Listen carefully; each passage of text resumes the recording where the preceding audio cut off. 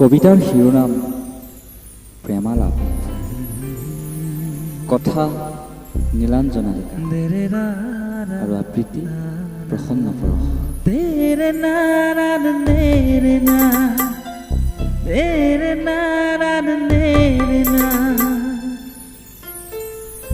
তোমাৰ প্ৰেমত মতলীয়া হ'বৰ মন আজি,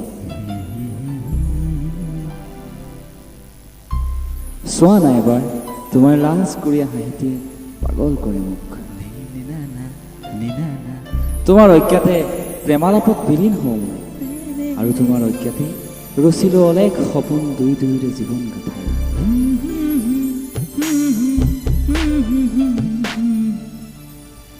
তোমাৰ মুখনিলে চাই চাই দেখা পোৱা সেই প্ৰেম নামৰ ভাৱনাই শব্দৰ ৰূপ ল'লে আজি।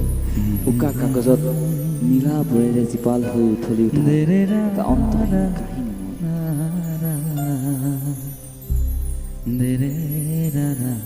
এই শুনা না মোৰ কাহিনী।